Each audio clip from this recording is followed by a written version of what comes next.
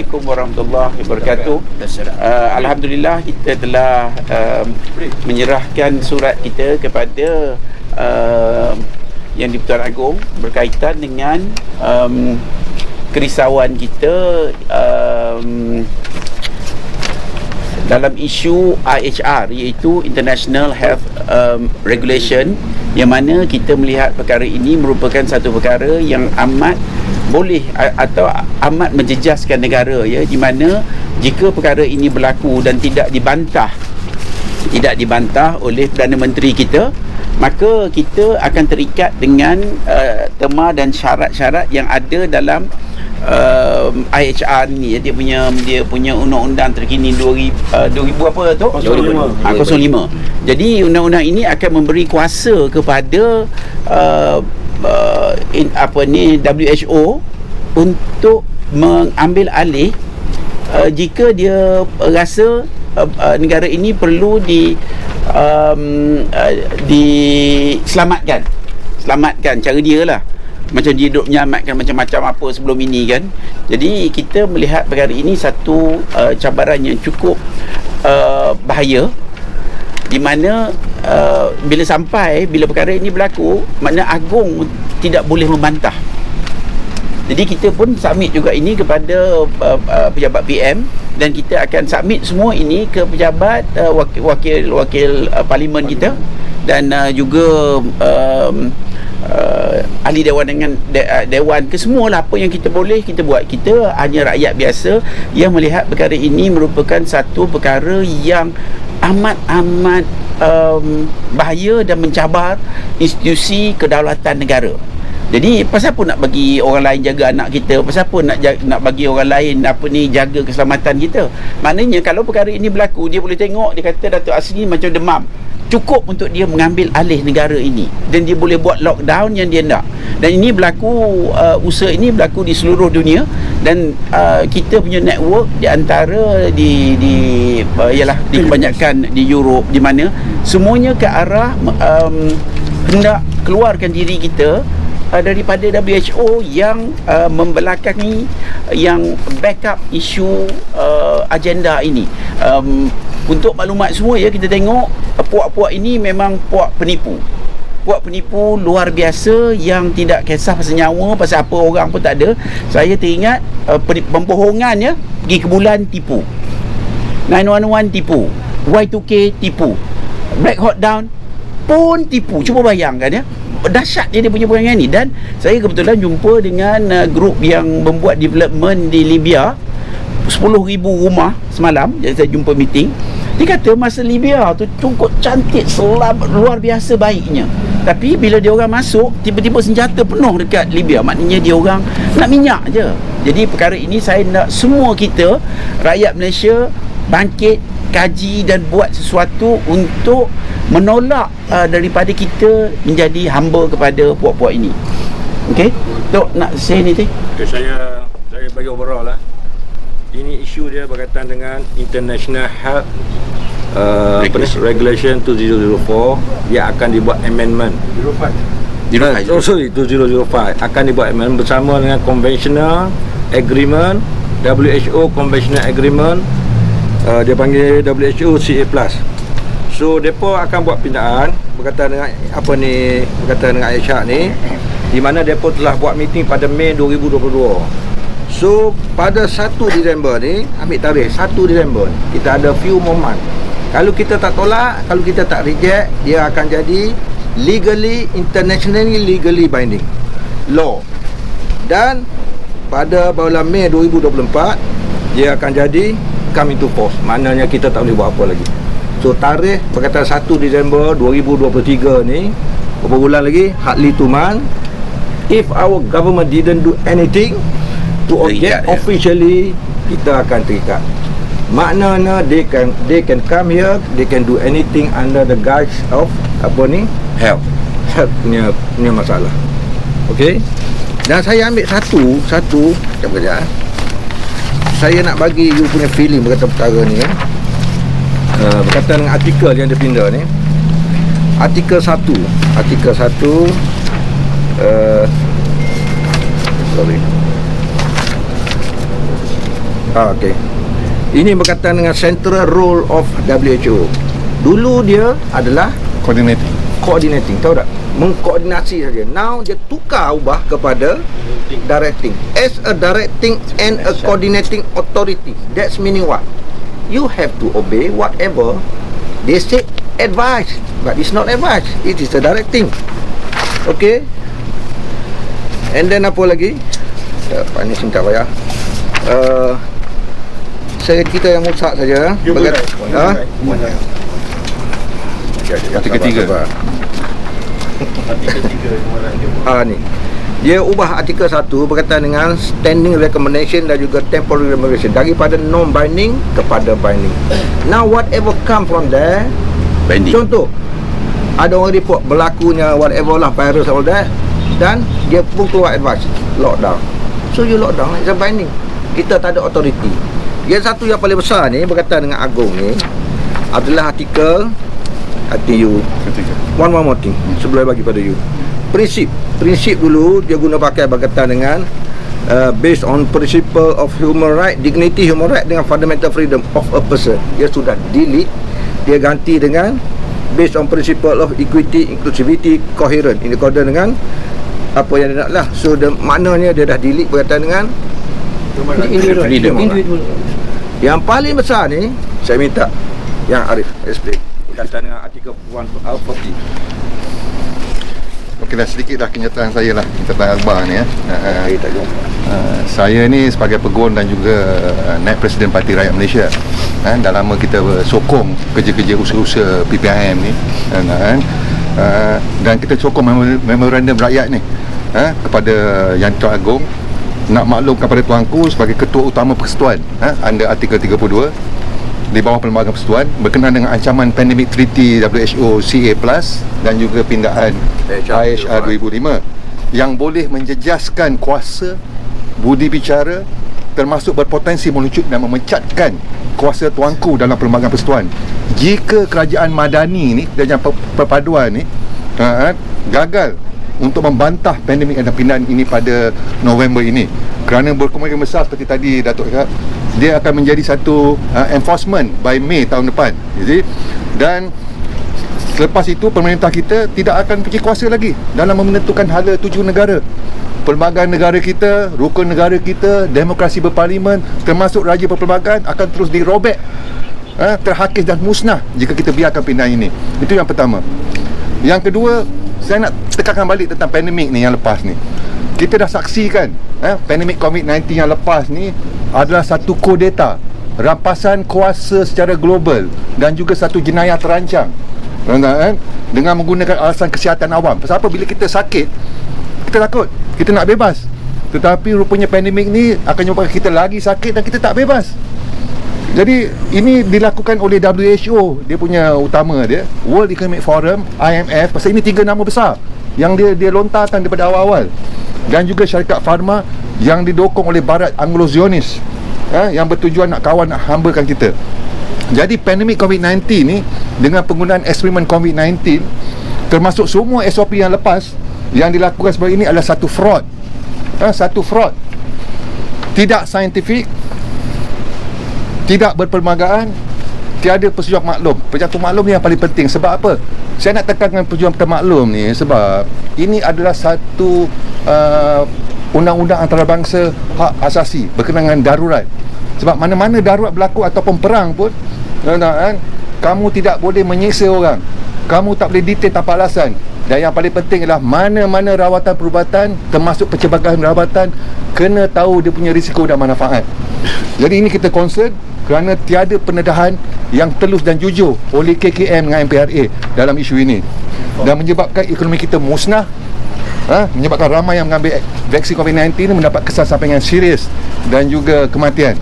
Dan kita juga ada data rasmi oleh kerajaan, the third quarter of 2021 after 2 vaccine was taken, peningkatan mortality dah meningkat berbanding pada 10 tahun yang lepas, dan ini berlaku pada semua negara hari ini. Jadi saya nak tekan lagi sekali ialah hak asasi ini dah dilanggar, dan hari ini kita berdepan dengan darurat kesihatan. Besok macam Datuk kata lah, darurat environment.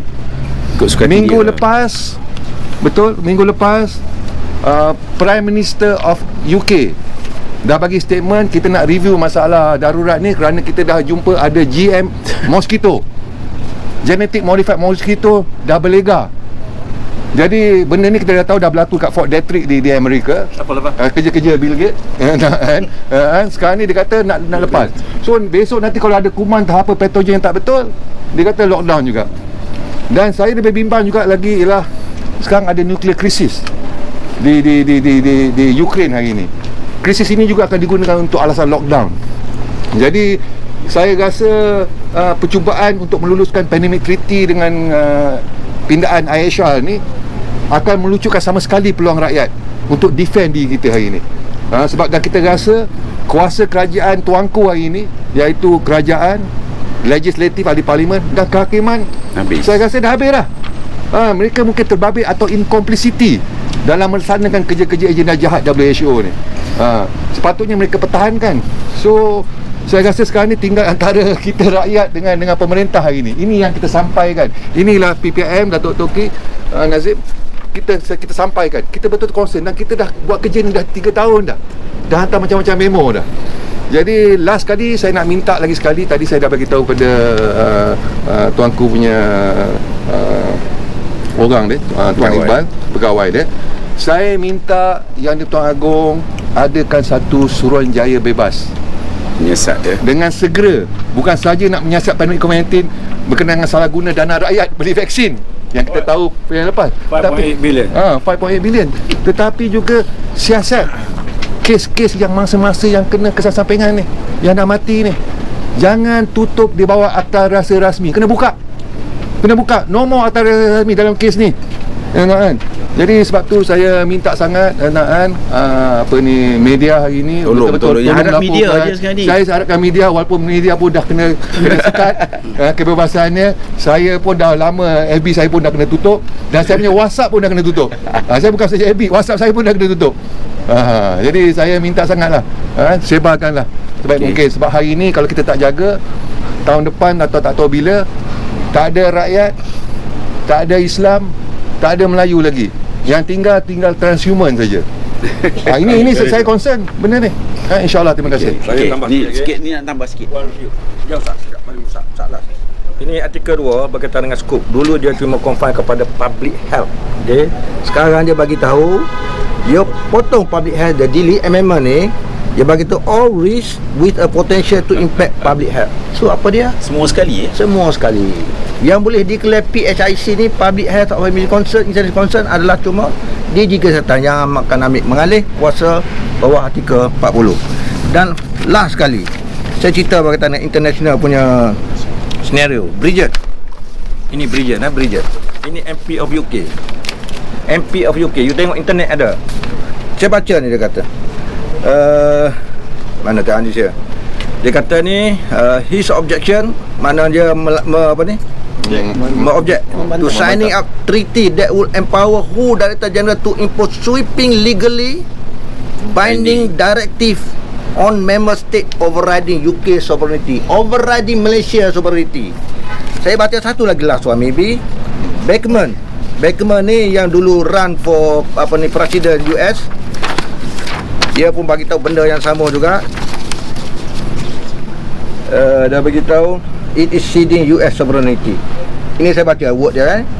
He can just, maknanya who lah, unilaterally penetrate US sovereignty and make whatever decision and or proclamation he want to, and that would cover not only United States but all 194 members nation of United Nations. And that is about, boleh teka, that is about 99.4%. It's about 100%. Okay, of all people on earth, that is the most breathtaking power grab I've ever seen. Okay, faham dah kan? Clear dah kan?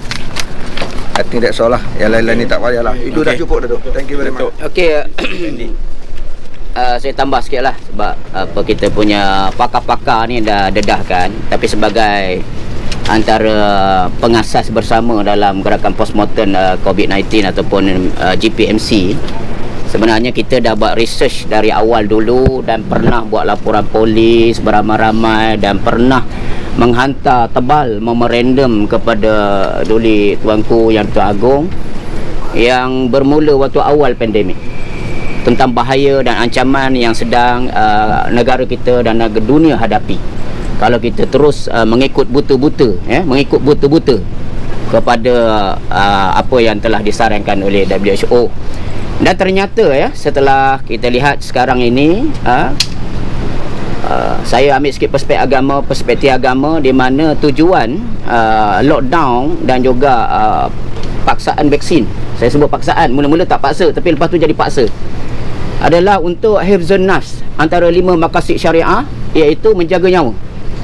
Persoalannya, adakah kita telah berjaya menjaga nyawa yang kononnya satu ketika dulu bahawa vaksin ini telah dikempen, dijamin selamat oleh menteri, dan kemudian diberikan kempen oleh doktor-doktor pakar, kononnya the best lah, memang tidak ada mudarat. Tapi ternyata kenyataan tersebut meleset, dan sehingga kini kita dapat lihat 36,000 lebih rekod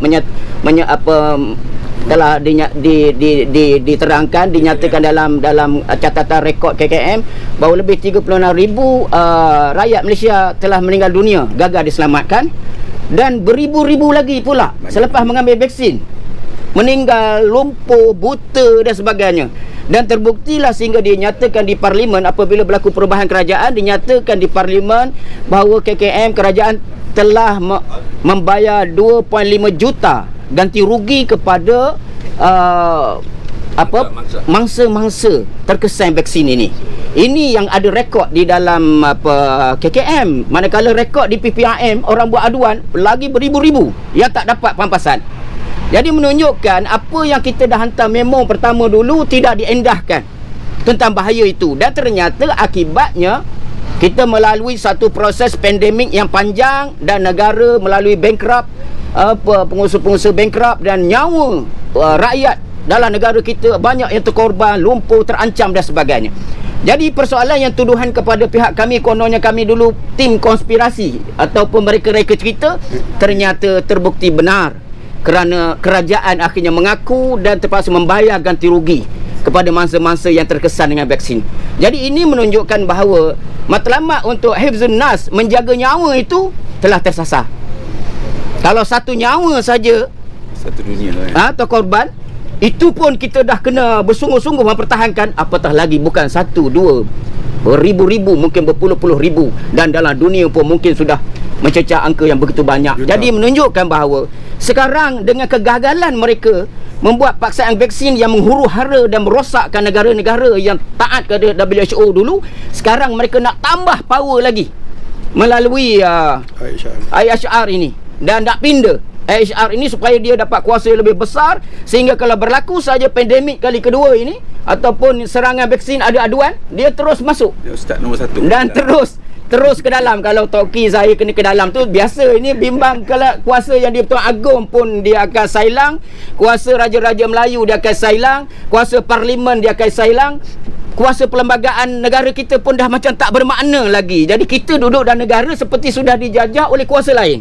Absolute power. Macam ni juga kita bantah ICED. Kenapa? Sebab kita bimbang negara kita akan jadi gadaian daripada tanda tangan itu. Sebab itulah kenapa kita menyedarkan hari ini turun menghantar memo ke istana sebagaimana kita mula dulu, dan diikuti kepada Raja-Raja Melayu dan juga komuniti-komuniti, pimpinan Parlimen dan sebagainya, supaya kita sedar bahaya yang sedang menanti sebulan 2 ni. Kalau kita tak bantah ataupun kita mengikut, maka bala yang lebih besar daripada dulu akan berlaku, dan ketika itu kita tak boleh buat apa dah, sebab dah tanda tangan.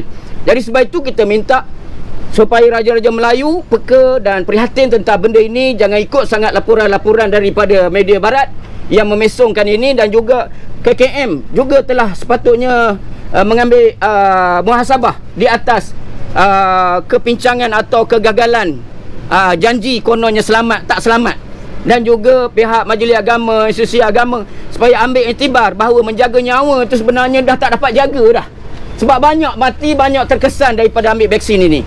Jadi sebab itu kita minta supaya kali ini kerajaan Malaysia wajib membantah ataupun keluar terus daripada WHO. Keluar terus. Kita tak boleh dijajah begini rupa. Masalah dalaman kita pun dah berlunggun, macam mana ditambah lagi dengan ancaman luar untuk sailang kuasa kita. Jadi sebab itu juga saya minta kepada ahli-ahli parlimen, walaupun kita berlainan parti, cukuplah. PM sendiri lah. PM sendiri cukuplah. Kita akan hantar memo kepada PM parlimen, tolonglah bersatu semuanya ahli-ahli parlimen, kerana ini masa depan keselamatan nyawa, keselamatan kuasa yang sedia ada boleh disailang, dirampas apabila IHR 2005 ini akan dipinda dalam sebulan 2 ini. Jadi itu saja. Terima kasih. Terima kasih. So kita minta tolong rakan-rakan media, tolong, because saya nampak sekarang ni yang dapat membantu kita betul-betul adalah rakan media. Yang cerita-cerita yang disampaikan supaya semua bangkitlah, pasal ini adalah kepentingan kita bersama. Okey? Ada maklumat mengenai negara lain, bantahan daripada negara lain. Banyak negara. UK bantah, Australia dah, Canada New bantah. Zealand, Tapi semua. rakyat lah mendesak. Australia dah respon. Dia masuk dalam parlimen. So kita ni nak dengar lah cerita daripada wakil rakyat kita ni, bercerita berkaitan dengan hal ni. Saya bagi tahu you, I'm not wrong. Dia bagi tahu this is absolute power, total power given to WHO. Pindah kuasa. Dan apa je nak buat, dia akan buat ikut suka hati dia. Bukan hanya confine pada health, tapi anything yang berpotensi kepada health. Yang kuasa declare ni adalah Tedros. Mereka buat pindahan dua penting ialah infodemic dengan One Health. Infodemic ni ialah mana-mana maklumat yang dianggap salah, mereka akan sekat.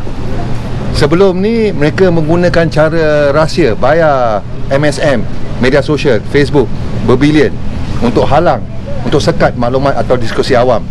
Kali ni dia tak nak buat macam tu lagi. Mereka dah belajar pengalaman kerana banyak orang halang benda ni. Europe Dia bagi kuasa pada WHO sekarang ni. Europe dapat Buat misalnya, Europe dapat. Lagi satu lagi ialah One Health. Satu kesihatan, approach satu kesihatan. Dia nak gabungkan manusia, binatang dengan environment sebagai satu perkara yang penting, nak jaga environment. Interrelated. Kita tak ada masalah tentang nak jaga tu, tapi yang nak jaga tu WHO. yang tidak demokratik, yang tidak dilantik. Dan di belakang dengan syarikat-syarikat supranational. Macam mana pula syarikat-syarikat ni pula yang kita nak bagi kuasa untuk menentukan mana betul, mana yang salah. Dan hari ni juga saya dapat tahu mereka training lagi kawan-kawan dekat KKM tu. Dipanggil apa? Nudging. Nudging ni ialah menyenggol. Menyenggol. Dia pujuk cara pelan-pelan supaya kita terima SOP ni. Ini kerja jahat ni mereka buat. Dan ini pun statement Khairi pun tentang sains tingkah laku. Kita boleh gunakan nudging untuk tekan rakyat untuk percaya. Jadi ini yang kita amat bimbang. Dan apa lagi, satu lagi saya penting ialah financing. Dia minta kerajaan pula bayar dana ni pula. Kita kena bayar.